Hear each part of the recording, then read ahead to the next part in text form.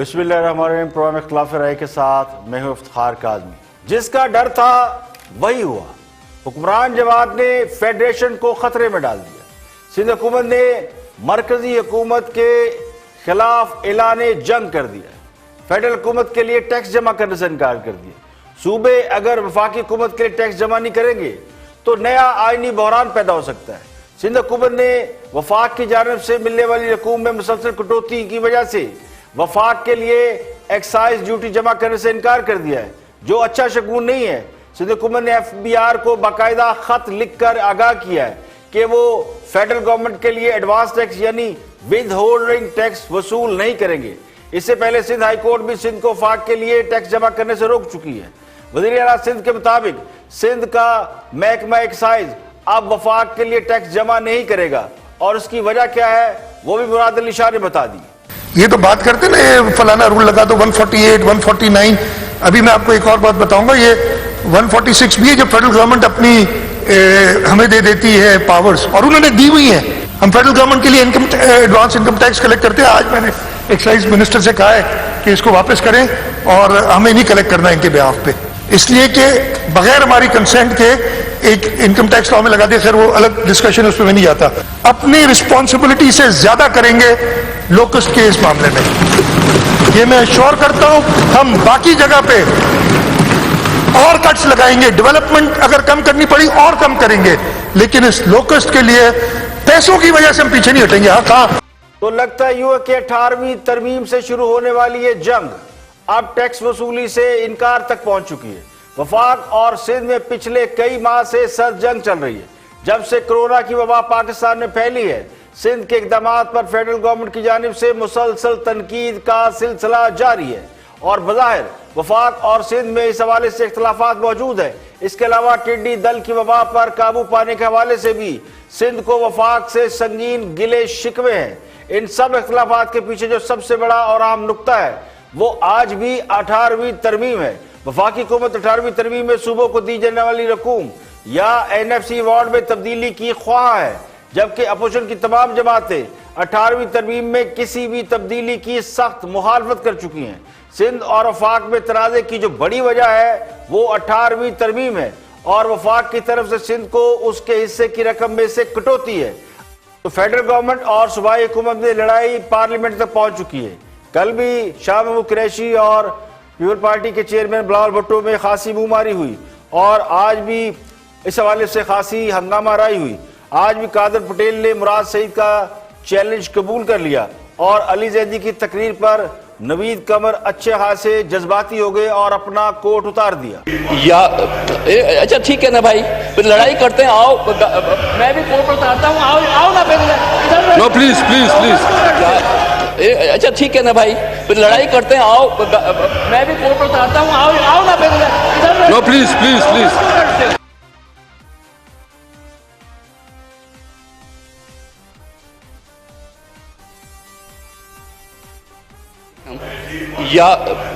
اچھا ٹھیک ہے نا بھائی، پھر لڑائی کرتے ہیں، آؤ میں بھی کوٹ اتارتا ہوں، آؤ نا پھر۔ نو پلیز پلیز پلیز۔ اچھا ٹھیک ہے نا بھائی، پھر لڑائی کرتے ہیں، آؤ میں بھی کوٹ اتارتا ہوں، آؤ نا پھر۔ نو پلیز پلیز پلیز۔ تو لگتا ہے کہ پچھلے چند ہفتوں سے پیپل پارٹی نے اپنی سیاسی حکمت عملی واضح طور پر تبدیل کی ہے۔ بلاول بھٹو نے APC بلا رکھی ہے، اور وہ شہباز شریف کے صحت مند ہونے کا انتظار کر رہے ہیں، جبکہ پیپل پارٹی کھل کر وزیر اعظم کے استعفے کا مطالبہ بھی کر رہی ہے۔ قومی اسمبلی میں ہنگامہ رائے کی وجہ سے اپوزیشن نے بھی اجلاس کا بائیکاٹ کر دیا۔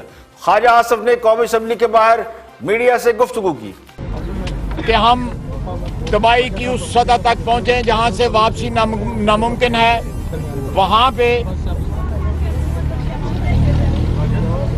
پہنچنے سے پہلے اس حکومت سے چھٹکارا جو ہے وہ یقینی بنانا ہے ہمیں۔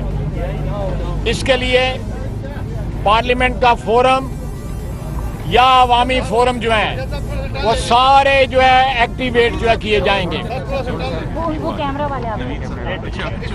یہ سارے ایکٹیویٹ کرنے پڑیں گے۔ اس وقت ساری اپوزیشن پارٹیز جو ہیں ہاؤس میں، اسمبلی میں، وہ یہاں پہ موجود ہیں۔ کل ہم نے پیٹرول کے خلاف ایک ریزولوشن سبمٹ کیا تھا، جس کے اوپر पीटीआई के एक रुकन के भी साइन थे और सारे हुकूमत के इत्तेहादियों के साइन थे। हमने वो मीडिया को भी रिलीज किया है। तो इन हालात में हुकूमत के जाने का वक्त ठहर गया है और इसको तेज करने के लिए हम हर सतह के ऊपर जो है इंशाअल्लाह ताला पब्लिक ओपिनियन जो है वो मोबिलाइज करेंगे। मैं अपने साथियों को कहूँगा, सिंध की तरफ से वफाक के लिए टैक्स वसूली से इनकार ने वफाक और सिंध के ताल्लुकात में मजीद दरार डाल दी है और इस बात का खदशा मौजूद है कि फेडरेशन और सिंध के ताल्लुकात बेहतर ना हुए तो फेडरल गवर्नमेंट भी सिंध का हिस्सा रो सकती है और फेडरल गवर्नमेंट को रेवेन्यू कलेक्शन में परेशानी का सामना हो सकता है। अगर जवाब में हुकूमत ने एनएफसी वार्ड की रकम रोक दी तो ये तनाज़ा कोई नया रुख इख्तियार कर सकता है। जस्टिस काजी फाइसा के खिलाफ इश्तिआल अंगेज तकरीर सोशल मीडिया पर वायरल करने वाले आगा इफ्तिखारुद्दीन को गिरफ्तार कर लिया गया। मुलजिम को इज़हार दहशतगर्दी की अदालत में पेश करके 7 रोज़ा रिमांड पर FIA के हवाले कर दिया गया। आगा इफ्तिखारुद्दीन को जजों के खिलाफ नाजेबा जबान इस्तेमाल करने पर FIA ने गिरफ्तार किया। आगा इफ्तिखारुद्दीन के एक वीडियो क्लिप में जजों के खिलाफ नाशाइस्ता जुबान इस्तेमाल करने पर सुप्रीम कोर्ट उसका आज खुद नोटिस ले चुकी है, जबकि जस्टिस काजी फाइजा की अहलिया ने इसी वीडियो की बुनियाद पर अपने शौहर को कत्ल किए जाने का खदशा जाहिर करते हुए इसकी थाने में बाकायदा FIR भी दर्ज करा रखी है। मुलजिम आगा इफ्तिखारुद्दीन जो कि वज़ाकता से आलमे दीन है, उनकी वीडियो पिछले दिनों मंजरेआम पर आई थी जिसमें अदालती निज़ाम को बिल्कुल नकारा करार दिया गया था और ऐसे लोग जिन पर करप्शन के इल्जामात हैं उनको गोली मारने का मुतालबा किया गया था। वीडियो जस्टिस काजी फाइसा को भी भेजी गई थी जिसे काजी फाइसा की अहलिया ने अपने शौहर के लिए धमकी समझते हुए या धमकी करार देते हुए इसके खिलाफ कानूनी कार्रवाई की दरख्वास्त दे रखी है। जस्टिस काजी फाइसा के खिलाफ सदारती रेफरेंस कालअदब करार दिए जाने के बाद इस वीडियो की बहुत ज्यादा अहमियत समझी जा रही थी। अदालत ने जस्टिस काजी फाइसा के खिलाफ सदारती रेफरेंस में मुख्तसर फैसला दे रखा है और जस्टिस काजी फाइसा पर लगाए गए इल्जामात को खारिज कर दिया गया है। इस केस का अभी तफसीली फैसला आना बाकी है जिसका तमाम हलकों को बेचैनी से इंतजार है और अदालत इस फैसले में क्या कहती है ये अभी देखना बाकी है। तो जस्टिस काजी फैसा को धमकियां देने वाले मुलजिम इफ्तिखारुद्दीन ने अपने बयान के हवाले से अदालत में माफीनामा भी जमा करा दिया है। इफ्तिखारुद्दीन ने अपने माफीनामे में यह मौक़िफ़ इख्तियार किया है कि ये वीडियो उन्होंने नहीं बनाई, वो खुद को अदालत के रहमो करम पर छोड़ते हैं। और सबसे पहले बात कर रहे हैं मुस्लिम लीग नून के रहनुमा एहसन इकबाल मौजूदा सियासी सूरत हाल के हवाले से, बजट के हवाले से और बजट मंजूरी के हवाले से देखते हैं कि क्या फरमाते हैं।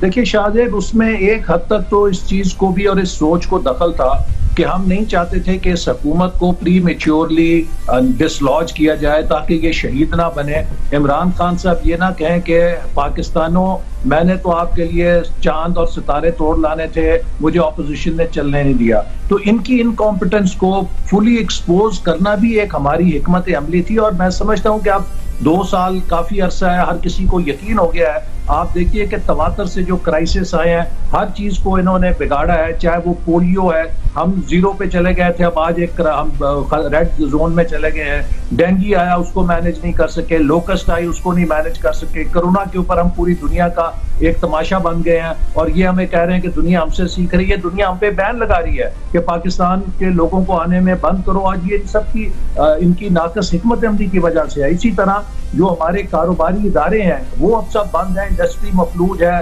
ताजिर परेशान है, छोटा कारोबारी परेशान है। अभी इन्होंने जो पेट्रोलियम के ऊपर झटका लगाया है, इसका जो एक वेव आएगी महंगाई की, बिजली महंगी होगी, गैस महंगी होगी, ट्रांसपोर्टेशन महंगी होगी, आप देखिएगा कि यहाँ पे हशर और गदर क्या मचेगा। तो अपोजिशन के लिए ये भी जरूरी था कि इनको एक हद तक एक्सपोज किया जाए ताकि जो ये दावे करके आए थे जी 20 साल से हम तैयारी कर रहे हैं, हमारे पास तो बड़ी ड्रीम टीम है, हमारे तो जी थिंक टैंक बैठे हुए हैं। अगर उन थिंक टैंक्स ने और 18 घंटे वजीर आजम साहब के काम करने से ये नतीजा निकला है, तो मैं समझता हूँ वजीर आजम साहब को छुट्टी लेके कि चले जाएं।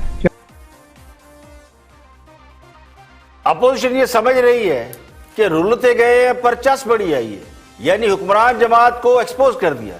حکمران جماعت اپوزیشن کو ایکسپوز کرنے کے دعوے کر رہی ہے اور اپوزیشن حکومت کو ایکسپوز کرنے کے دعوے کر رہی ہے، جبکہ عوام ان دونوں کی لڑائی میں پس کر رہ گئے. حکومت کو من مانی سے روکنے والا کوئی نہیں. اپوزیشن میں اتنا دم نہیں کہ وہ غلط فیصلے کو ریورس کرا سکیں. یعنی پیٹرول کی قیمت میں 26 روپے اضافہ کر دیا گیا، کوئی روکنے والا ہے؟ کوئی نہیں. چینی 85 روپے کلو بدستور بک رہی ہے، کوئی اسے روکنے والا ہے؟ کوئی نہیں. آٹا 70 روپے فی کلو پر پہنچ گیا، اپوزیشن اسے بھی ریورس نہیں کرا سکی. تو اپوزیشن اپنی کمزوریوں کو حکمت عملی کا نام دے کر پتلی گلی سے نکل جاتی ہے اور عوام منہ دیکھ رہے ہیں.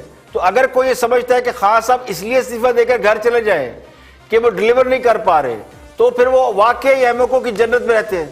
خان صاحب نے کون سا استعفیٰ دینے کے لیے حکومت میں آئے تھے؟ وزیر اعظم بننا ان کی خواہش تھی، وہ وزیر اعظم بن چکے ہیں.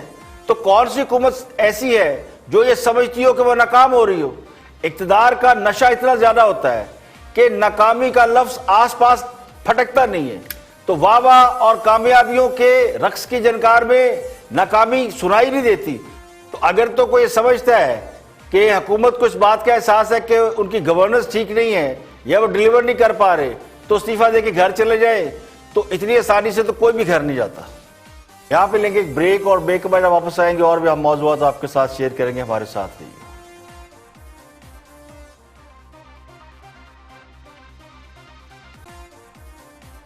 Welcome back. آپ دیکھ رہے ہیں پروگرام اختلاف رائے اور میں ہوں افتخار کاظم. بریک کے بعد حاضر خدمت ہے. کچھ دوستوں کی بات کرتے ہیں، ہمارے دوست کیا فرماتے ہیں، کیونکہ حکومت کے اوپر بہت تنقید ہو رہی ہے کہ حکومت ناکام ہو گئی، ڈیلیور نہیں کر پائی، گورننس اچھی نہیں.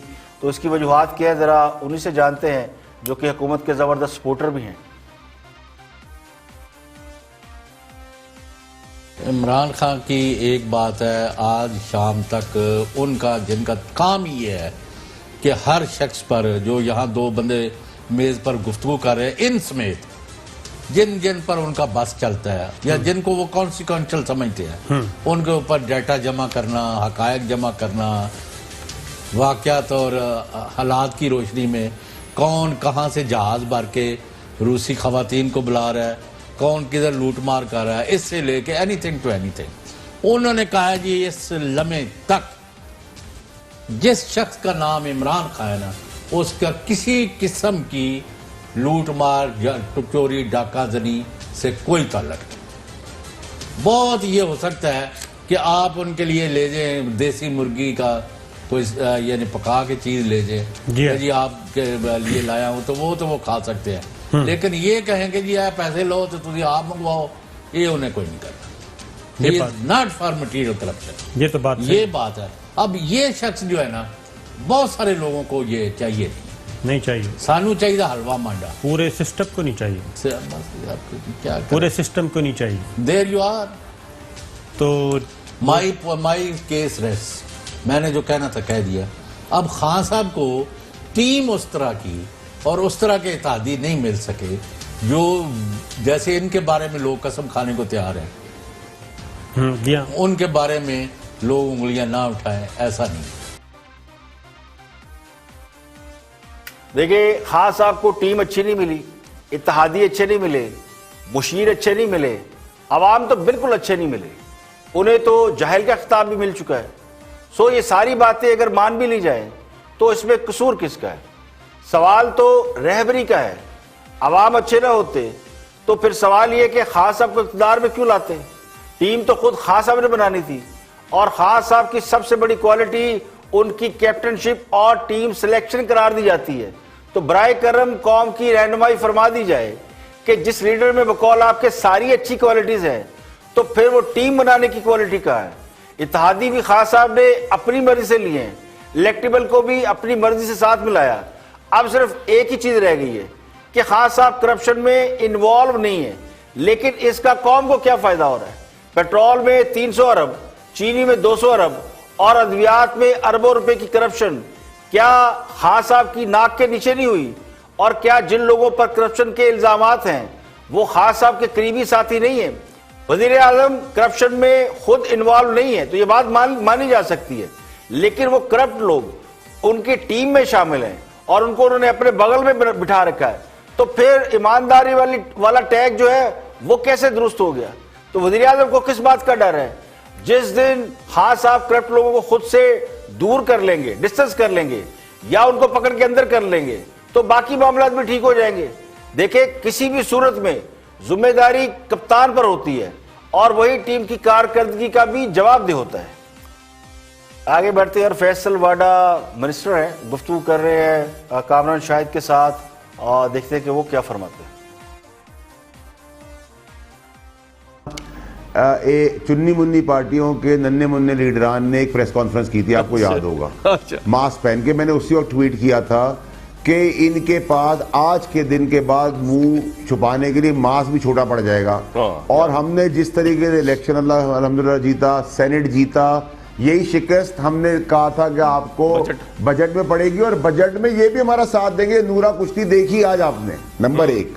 نمبر 2 یہ کہ جو آئے تھے آج ہمارا استعفیٰ لے رہے ہیں، وہ بجٹ پاس کرا کے مسکراتے ہوئے اندر گئے ہیں۔ تو قوم کو ہم نے آئینہ دکھا دیا ہے، کوئی ٹیکس لگا نہیں، ٹیکس کے اوپر لیکچر دیتے رہے۔ اچھا لیکچر دینے والے کون ہیں؟ نواز شریف صاحب کی پارٹی۔ نواز شریف صاحب کہاں ہیں؟ ملک سے بھاگے ہوئے ہیں۔ نواز شریف صاحب کا سمدھی کہاں ہے؟ وہ ملک سے بھاگا ہوا ہے۔ جو فائنانس منسٹر تھا، جو دودھ کی نہریں بھاگ گیا تھا، نواز شریف صاحب کا بھتیجا کہاں ہے؟ وہ ملک سے بھاگا ہوا ہے۔ شہباز شریف کا دبات کہاں ہے؟ وہ ملک سے بھاگا ہوا ہے۔ بیٹی بھاگنے کے چکر میں اس کو ہم نے روکا ہوا ہے۔ ہم نے یعنی کہ اس میں میرا بھی بہت بڑا کنٹریبیوشن ہے۔ مریم نواز کو روکنے میں آپ کا کنٹریبیوشن ہے۔ شہباز شریف کا دوسرا بیٹا کہاں ہے؟ وہ جیل پر ہے۔ جو حمزہ 100% ہے، بہت بڑا کنٹریبیوشن ہے، اور اس کے لیے اگر دھاوا بولنا پڑا اور کوئی اس پچھلی دار کی کوئی ڈرامہ ہو گیا رپورٹوں کا اور لوگوں کی ہمدردیاں جاگ گئی تو ہم ایئرپورٹ میں بھی کھڑے ملیں گے اور آپ کو وہ دکھائیں گے کہ آپ 65 سال میں فیصل واڈا مریم نواز صاحبہ کو روکنے کے لیے کیا بندوقیں لے کے کھڑے ہوں گے یا کیا لے کے کھڑے ہوں گے؟ فیصل بھائی کیا سوچا آپ نے؟ اگر سر وہ تو جس سپیڈ، وہ تو کامران شاہد صاحب وہ تو منظر دیکھنے والا ہے، اس کا تو ہم بھی بے صبری سے انتظار کر رہے ہیں۔ دیکھیں تو آپ آگے آگے ہوتا کیا ہے۔ زبیر بھائی یہ اب پتہ چلا کہ مریم نواز کو روک، دیکھیے مریم نواز کو بیرون ملک جانے سے جنہوں نے روک رکھا ہے وہ سب کو معلوم ہے کہ وہ کون ہے، اور جب وہ چاہیں گے تو پھر فیصل واڈا بھی چاہیں گے تو روک نہیں پائیں گے۔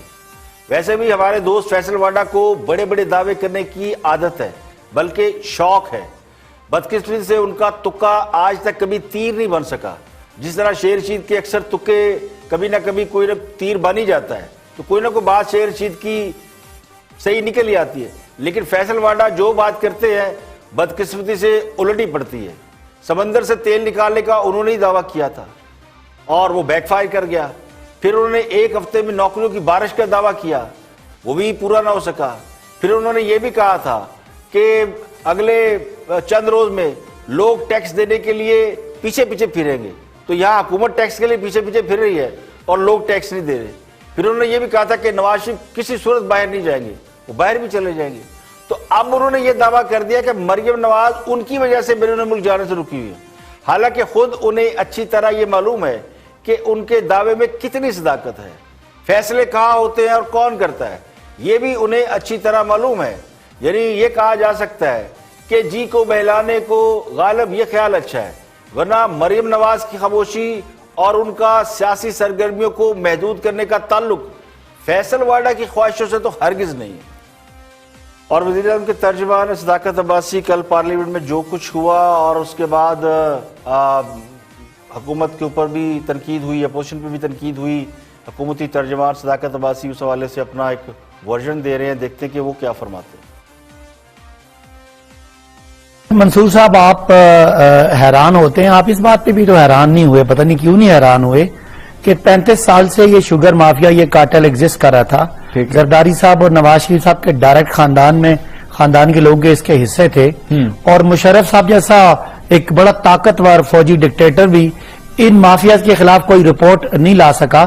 آج تارڑ صاحب بڑے دبنگ انداز سے اس رپورٹ کو کامنٹ کر رہے ہیں اور ترین صاحب پہ بات کر رہے ہیں، ان کا حق ہے یہ کریں، لیکن ساتھ ساتھ اس لیڈر کو بھی اپریشیٹ کر دیں جس سے تاریخ میں پہلی دفعہ ایک سٹینڈ لیا۔ اور وہ جو آپ کہہ رہے ہیں کہ جہاز استعمال ہوتا رہا، اگر ان کا بھی نام آیا، ان کا بھی نام، ایک سینٹنس کا موقع دیں، آپ کے لیڈر کو یہ کریڈٹ جاتا ہے، کھاتا ہے تو بتاتا بھی تو ہے۔ اچھا چل جی آپ کا تو چلے، میں اگر میں پوری بات کرتا، میں کسی کو ضروری بات کرنے لگے، آپ تو ایسی پوائنٹ کر رہے ہیں۔ اور بہرحال یہ جو کرنے کی بات ہے اس کو اپریشیٹ کریں تارڑ صاحب کہ کسی نے آپ کو کوئی رپورٹ دی ہے. اس سے پہلے کھاتے بھی رہے ہیں, سرکاری کھاتے کھلتے بھی رہے ہیں, یہاں سے پیسے باہر جاتے بھی رہے ہیں, باہر فلیٹوں میں جہاں میاں صاحب تشریف فرمائے ان فلیٹوں کو آپ ڈس اون بھی کرتے رہے ہیں, ان کو کتریوں کے متھے بھی لگاتے رہے ہیں. آج جن عدالتوں میں جا کے آپ ہمارے خلاف انصاف ڈھونڈتے ہیں, ان عدالتوں نے جب آپ کو غیر صادق اور غیر امین ڈکلیئر کیا, آپ ان عدالتوں کی توہین بھی کرتے رہے. تو آج کس اخلاقی منہ سے آپ کسی کو چھپنے کی بات کرتے ہیں؟ یہ تو بات ہوگی. ایک میرا پھر کامنٹ ہے ثنا بچہ صاحبہ کی بات کے بارے میں, انہوں نے جواب نہیں دیا کہ بلاول جو کہ اربوں پتی کا بیٹا ہے تو اس کے مقابلے میں مراد تقریر نہیں کر سکتا. دیکھیں, ڈاکٹر مریض کو درد بتا دے, مرض کی تشخیص کر دے, لیکن علاج نہ کر پائے تو پھر اس کی مسیحائی کس کام کی؟ ہاں صاحب نے عوام کو یہ تو بتا دیا کہ فلاں مافیا ہے, فلاں مافیا ہے, لیکن اس کے خلاف کوئی ایکشن نہیں لیا, عوام کو اس سے نجات نہیں دلا سکے, تو پھر عوام کو کیا فائدہ؟ حکمران جماعت کا موقف یہ ہے کہ خان صاحب نے انکوائری کرا لی, یہی بہت بڑا کارنامہ ہے. وہ مثال ہے نا کہ تھانے دار جب کسی نئے علاقے میں جاتا ہے تو سارے چوروں, ڈاکوؤں, منشیات فروشوں کو ایک بار ضرور پکڑتا ہے, لیکن انہیں پکڑ کر اگر وہ چھوڑ دے, سزا نہ دلائے, تو سب کی سمجھ میں بات آ جاتی ہے کہ تھانے دار صاحب آخر چاہتے کیا ہے. تو اگر کوئی انکوائری کرائے لیکن اس انکوائری کے نتیجے میں عمل نہ کرائے تو پھر کیا سمجھا جائے؟ ہاں صاحب سے یہ شکایت تو بالکل نہیں کہ انہوں نے انکوائری نہیں کرائی, انہوں نے بلکہ شوگر مافیا کی انکوائری کرائی. شکوہ تو یہ ہے کہ ظلم ابھی تک جاری ہے, چینی سستی نہ کرا سکے, پیٹرول میں 25 روپے اضافہ کرا بیٹھے. تو مرض کی تشخیص سے زیادہ ضروری یہ ہے کہ اس کا علاج کرنا آتا ہو. یہاں پہ لیں گے ایک بریک, اور بریک کے بعد جب واپس آئیں گے اور بھی ہم موضوعات آپ کے ساتھ شیئر کریں گے. ہمارے ساتھ رہیے.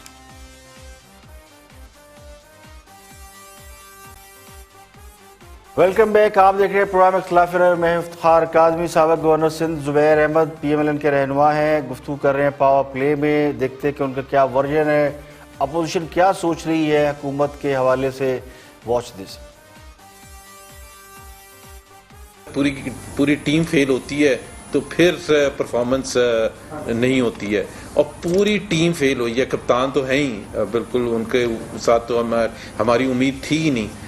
تو مجھے تو سمجھ نہیں آتی کہ پاکستان کے جو حالات ہیں جہاں ہم آ کے کھڑے ہو چکے ہیں, یا تو دیکھیں نا ابھی زبیر صاحب, کیا آپ اپنی پارٹی کے پارلیمان میں, قومی اسمبلی میں لیڈر خواجہ آصف, ان کی لائن سے آپ کچھ الگ پیج پہ ہیں؟ کیونکہ وہ تو کہتے ہیں پاکستان تحریک انصاف کے اندر سے ہی لیڈرشپ لے آؤ. بلاول بھٹو بھی یہی بات کر رہے ہیں, تو آپ کی لائن اس حوالے سے ڈیفرنٹ ہے, آپ الگ پیج پہ کھیل رہے ہیں. جی, میری لائن ڈیفرنٹ ہے. کیونکہ مجھے کوئی یہ بتا دے کہ عمران کے ہٹنے سے اور کسی اور کے وزیر اعظم بننے سے کیا فرق پڑے گا, یا تو کوئی ہمیں کوئی ایسا کنکریٹ کوئی فارمولا بتایا جائے. تو آپ نے خواجہ آصف سے نہیں سوال کیا اس حوالے سے, شاہد خاقان عباسی صاحب سے سوال نہیں کیا؟ ڈبیٹ ہے ہماری, نہیں یہ تو ہماری انٹرنل ڈبیٹ ہے. میں تو بالکل سوال یہ کر رہا ہوں اور ریز بھی کر رہا ہوں کہ مجھے کوئی یہ سمجھا دے کہ کیا ہم یہ کہہ رہے ہیں کہ جی ایک عمران خان پرابلم ہے PTI میں, پوری کی پوری اوپر سے لے کے نیچے تک جو پلینگ 11 ہے اور جو ریزروز میں بیٹھے ہوئے ہیں, all are failures. مجھے ایک کی پرفارمنس بتا دے نا. یا تو آپ کا یہ ذاتی خیال ہے یا آپ کی لیڈرشپ کا بھی یہی خیال ہے؟ نہیں, یہ تو سب کا خیال ہے کہ دس از اے کمپلیٹ فیلئر. پاکستان ہمارے لیے, میں تو آپ کو پتا ہے اپوزیشن کا ایک دھڑا یہ سمجھتا ہے کہ خان صاحب کو وزیر اعظم کے عہدے سے ہٹا دیا جائے تو بہت سے مسائل حل ہو جائیں گے, جبکہ دوسرا حصہ یہ سمجھتا ہے کہ خان صاحب کی بجائے پوری حکومت تبدیل کرنا پڑے گی, کیونکہ تحریک انصاف بطور جماعت ناکام ہوئی ہے یا ناکامی سے دوچار ہو رہی ہے. اب یہ رائے عامہ اور سوچ ہے, اس کا مطلب یہ نہیں کہ واقعی اپوزیشن کے پاس خان صاحب کو ہٹانے کا کوئی اختیار آ گیا ہے. یہ تو ہائپوتھیٹیکلی ایک سوچ ہے جو اپوزیشن ایک اسکول آف تھاٹ ہے, وہ اپنا حکومت کے حوالے سے کیا سوچتے ہیں, کیونکہ اپوزیشن کا ایک حصہ یہ سمجھتا ہے کہ موجودہ حکومت کو مدت پوری کرنی چاہیے, ماں سوائے وزیر اعظم عمران خان کے. یعنی پچھلے دور میں ہم نے دیکھا جی مائنس نواز شریف, پھر ہم نے سنا مائنس زرداری, تو اب کچھ لوگ سوچ رہے ہوں گے مائنس عمران خان. تو یہ سوچ کی بات ہے, کیونکہ بقول اس دھڑے کے جو سوچ رہا مائنس عمران خان, وہ یہ سمجھتا ہے کہ خان صاحب کی وجہ سے پولیٹیکل سیٹ اپ صحیح طریقے سے نہیں چل رہا, اس لیے اگر ان کی جماعت کوئی دوسرا امیدوار لے آئے تو اپوزیشن انہیں سپورٹ کر سکتی ہے.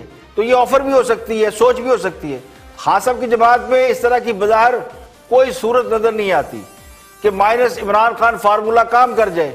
کل جب بجٹ پیش ہوا تو 160 اراکین موجود تھے, 172 کم از کم ہونے چاہیے اور اس سے زیادہ ان کے پاس لوگ ہیں, لیکن 160 کے بعد ظاہر ہے اپوزیشن سوچے گی کہ حکومت کے پاس شاید نمبر گیم پورے نہیں ہیں. اب دو چیزیں, یا تو خان صاحب کسی قانونی عمل یا آئینی مجبوری کے تحت وزارت سے محروم ہو جائے تو پھر مجبوری کے تحت ان کی جماعت سے دوسرا بندہ وزیر اعظم بن سکتا ہے, لیکن اگر ایسا نہیں ہوتا تو پھر دوسرا راستہ طریقے اعتماد کا رہ جاتا ہے. لیکن یہ سوچنا ہی فضول ہے کہ پارٹی کے اندر خان صاحب سے بڑا کوئی لیڈر نکل آئے اور پارٹی کو کیپچر کر لے. اور پنجاب میں آج رات ختم ہونے والے اسمارٹ لاک ڈاؤن کے بعد نئی حکمت عملی سامنے آ گئی ہے, جس کے تحت ڈپٹی کمشنر کو یہ اختیار دے دیا گیا ہے کہ وہ کورونا کیسز کی تعداد کے پیش نظر اپنے علاقوں کو سیل یا کھولنے کا فیصلہ کر سکیں. اس کا مطلب یہ ہے کہ اب علاقے کے لوگوں کا مقدر یا اختیار ڈپٹی کمشنر کے ہاتھوں میں چلا گیا. وہ فیصلہ کریں گے جی علاقہ بند رہنا یا کھلنا ہے. گزشتہ 24 گھنٹوں کے دوران کورونا کے باعث مزید 118 افراد جان کی بازی ہار گئے, جبکہ 2846 نئے کیسز رپورٹ ہوئے. تو متاثرہ افراد کی تعداد 2,09,337 ہو گئی, جبکہ ہلاکتوں کی تعداد 4,304 ہو گئی ہے. سب سے زیادہ صوبہ سندھ میں ابھی تک مریض ہیں, جہاں پر 81,985, جبکہ پنجاب میں 75,501, خیبر پختونخوا میں 26,115, بلوچستان میں 10,426, اسلام آباد میں 12,775 اور گلگت بلتستان میں 470 لوگ ہیں. آزاد کشمیر میں مصدقہ مریضوں کی تعداد 1,065 ہے. کورونا وائرس کے باعث سب سے زیادہ اموات پنجاب میں ہوئی ہے, جہاں اب تک 1,727 افراد جان کی بازی ہار چکے ہیں.